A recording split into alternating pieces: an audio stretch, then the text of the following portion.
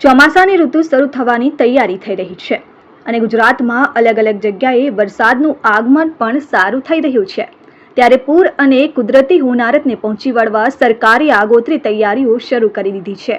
ત્યારે રાજકોટ જિલ્લાના કલેક્ટરની સૂચનાને ધ્યાને લઈ ઉપલેટા શહેરમાં પૂર, હેઝર્ડ કે હોનારતના ફસાયેલા લોકોને બચાવવાની કામગીરીને લઈ આજે ઉપલેટા મામલતદાર દ્વારા અલગ અલગ ટીમો સાથે મોક ડ્રીલ યોજાઈ હતી, જેમાં ઉપલેટા મામલતદાર ટીમ, ફાયર ટીમ ઉપલેટા, નગરપાલિકા, તાલુકા પંચાયત આરોગ્ય ટીમ અને પોલીસ તેમજ સમગ્ર વહીવટી ટીમ દ્વારા મોજ નદી પર પૂરની આગોતરી બચાવ કામગીરીને પહોંચી વળવા મોક ડ્રીલ યોજવામાં આવી હતી। શ્રી કલેક્ટર સાહેબ રાજકોટ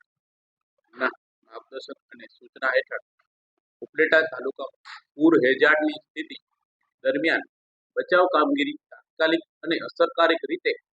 થઈ શકે તે હેતુ માટે ઉપલેટા તાલુકામાં આવેલ મોજ ડેમ ઓવરફ્લો થયાની સ્થિતિમાં નીચાણવાળા વિસ્તાર ઉપલેટા ખાતે મોજ નદી કાંઠે આવેલ સોમનાથ મહાદેવ મંદિર પાસેના ચેકડેમ પુલના ફસાયેલ વ્યક્તિઓને બચાવ કરવા અંગેની મોક ડ્રીલનું આયોજન આજરોજ ઉપલેટા મહેસૂલની ટીમ તેમજ તાલુકા વહીવટી ટીમ દ્વારા હાથ ધરવામાં આવેલ। વિપુલ ધામેચા, RN ન્યૂઝ, ઉપલેટા।